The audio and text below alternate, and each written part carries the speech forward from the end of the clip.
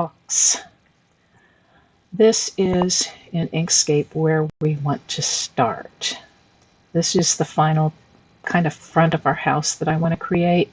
I want to cut out these windows. I have these frames.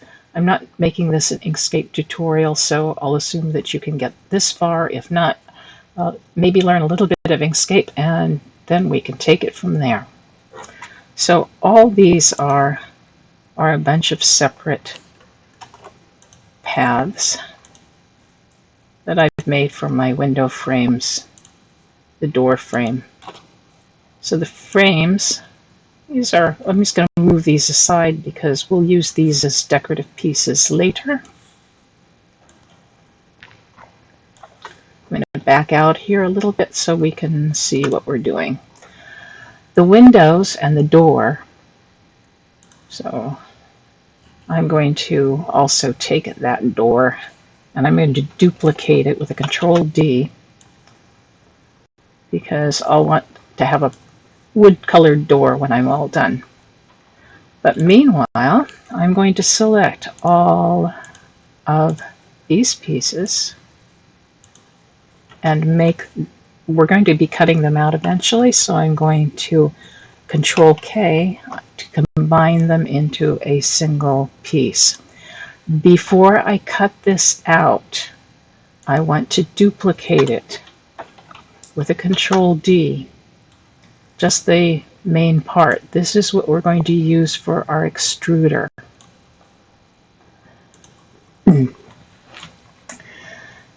It will use this same shape, so I don't have to worry about making other copies and things like that. All I want to do now is on the piece we're actually going to be working with, before we extrude, I'm going to do a difference, Control-Shift-, and that will cut out the windows and doors. I'm going to set this path aside for now. We'll get to it in a minute. This is the outline of our box, basically. We're going to have a top part of our box and a bottom part of our box. So this is going to be the top. I'm going to duplicate it. And this is going to be the bottom, which I want to be a tiny bit smaller. So let's color that one a different color so I know it's my bottom piece. And then I'm going to use a Control-Open-Parent to inset this just slightly. So here I go, Control-Open-Parent. I'm going to hit that twice. And let's see how that fits. You want to have it very close to the size, but you want it to be able to a tiny bit smaller so that it fits in. Let me turn off that. Okay, that's looking pretty good. I think that will fit inside the box pretty nicely. So that is going to be the inset piece we'll use to extrude for our box bottom. This is our lid. Let's start with the box bottom. So let's move this one out of the way. The first thing I want to do is just any cleanup work that I need to do. So I'm going to bring up my nodes and I'm going to zoom in on this piece. And I can see that there are some extra nodes in here that I just kind of want to clean up. I'm going to Control-Delete that node. And everything else looks pretty good. There's only one node there and one node there, so we are good to go. The second thing that I need to do is, while I have the node tool selected, I'm going to do a Control-A to select all of the nodes. We want to make sure that every one of these segments is a straight line. Come up here to make selected segments lines. Click on that with all of your nodes selected, and now you know all of your segments are straight. They're not curves. This is important for the program to work on. It takes each of these segments and it's going to create a tab. If they're curved, it's not going to be able to do that. All right, we'll come back to our regular selector. And now we're ready to run extrude. I'm going to back out so we can see how it works its magic. All we have to do is select this path, come up to Extensions, Effect, Extruder, and click it. Then I can say what's the width of the extension. That's how deep the box should be.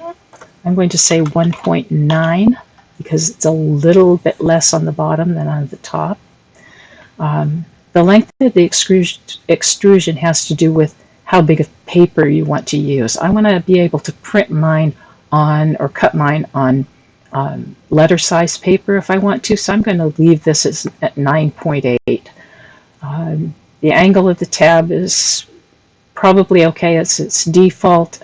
You can change it if you want. That's how much slant there is on the tabs themselves. The height of the tab is basically how deep the tab is. If you want a very small tab, you might want 0.2. If you want a bigger tab to be able to use lots of glue, you might want a 0.5. And the length of the dashes for score lines is, I use 0.1. This is going to cut a series of dashes. It works really well, and everything looks good. I'm using units in inches. Make sure that's set, and apply. It will do its magic, and we can close this box for now.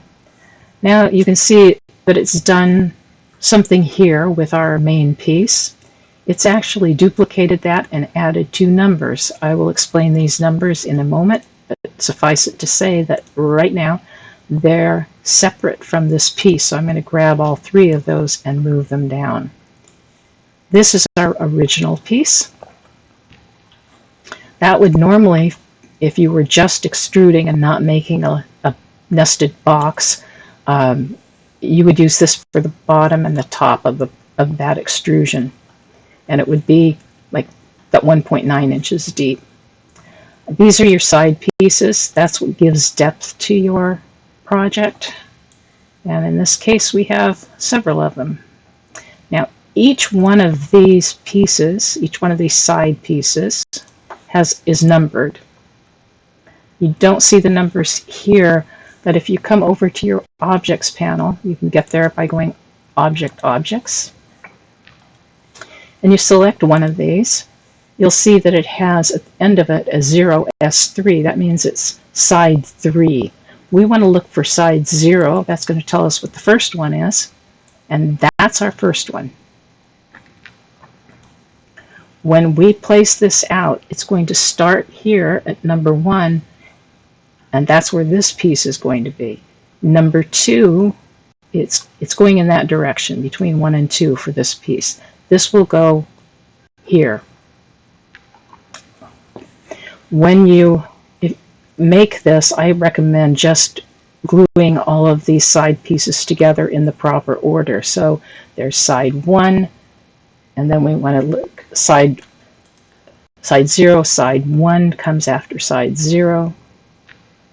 So that will come here, and then we'll go to side 2 down here, and they just go together this way. Okay, I think that explains how it works. You'll see better when it's all put together. All right, so the next thing we need to do, keep in mind this is our inner box. These pieces up here are decorative pieces. When I say decorative, I mean, let's say you're building your main box and you want to cover it with a really pretty gold paper or pattern paper. That's what these are for. So these side pieces, I'm just going to select, I'm going to give them a little bit different color. And they are also numbered, so if we click on that one, we'll see that that is the first piece, so that will correspond basically to this piece over here. And if I were to lay that on top and bring it to the top, you'd see that it matches up very nicely. So that's what those pieces are. Those have a D0 or a D1 or D2, D3. All right, so we've got our inner box done, the box bottom, and now we're ready. Okay, oh, one more thing. We don't need this piece because a box bottom only has one solid piece, so let's just delete that.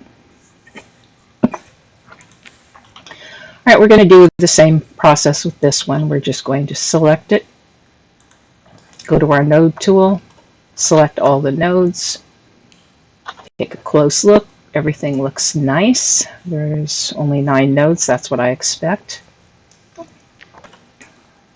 Back out of that. And make sure with all our nodes selected that they're straight segments. And now we are ready to make the effect. Select the object, go down to Effect, Extruder, and click.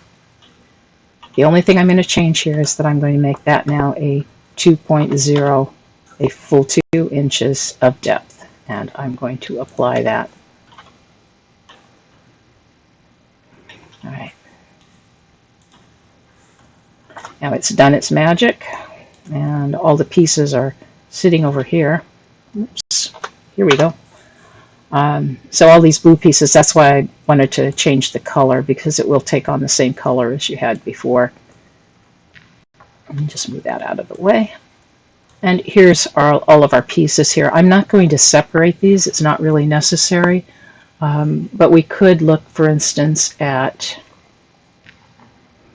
we're going to be looking at side 0 over here. And I can just move that out. Oops, 3, side 2,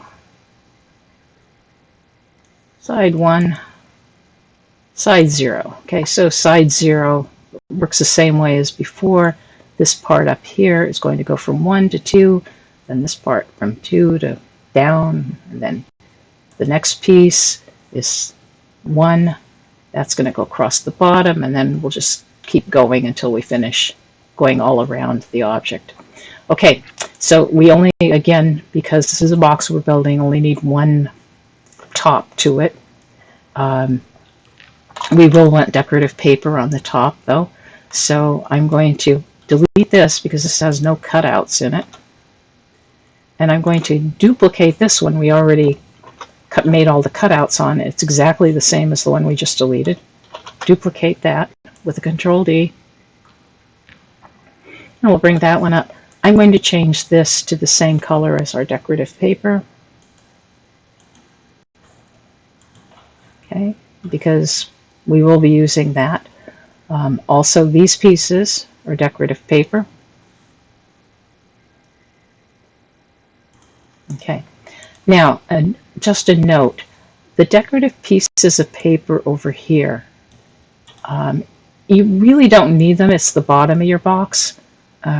If you want to, when you open your box, have the sides of the inner box also decorated, you can leave them. I'm not going to bother with that, so I'm going to delete the ones from the bottom. All of those should be on the same path, 15629. And these over here are path 15626, so that's not the ones we want. Okay, so basically we're ready to go now. We can go ahead and take this over to Cricut or whatever. The only thing I want to do before I do that is just to kind of move things so they're a little bit neater.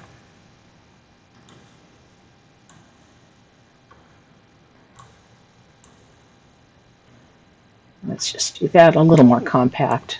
It's just easier to see once we're in Design Space or in Studio. Right, the other thing I want to do is make sure that my document size is specified. This is important, especially if you're using Design Space. So I'm going to do a Control-Shift-D to bring up my document properties. I'm going to look at the size if I select all with Control-A. I want to see the size of everything in here and size my document to 33 and 17, say. That will encompass everything. Okay, and we are ready to save that. I'm going to, first of all, save it as it is, and then I'm going to save a copy that we will use as our input to Cricut. or to Design Space or Studio or whatever. So the copy I like to call plain and set the SVG type to plain, and we will save that one. All right, let's see what we've done so far. Let's bring up Cricut Design Space, and I'm just going to cancel out of this and come up with a new project here. We were working on that before. So I'm going to upload our new file here. So here we go. You can ignore the other one that's on there. Oops, got to go here. Bring in our house box plane. It's going to warn me that I've got some text elements that aren't supported in Design Space. You can say continue. That's just the number 1 and 2 that were up here. If I'd wanted to maintain those, just change them to a path and it will import those as well.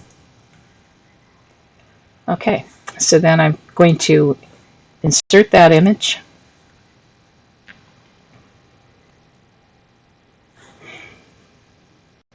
There's a lot of pieces. It can take just a bit of time. We're going to back out. Maybe not that far. And all right, let's just reposition this so we see it better. One. All right, here's all the pieces. We're ready basically to put this together. So let's make it. And like I said, if we want to be able to cut, I see something here. Oh, that's our brown door. Okay. If we want to be able to cut these pieces on letter size, we can do that. Same thing for this.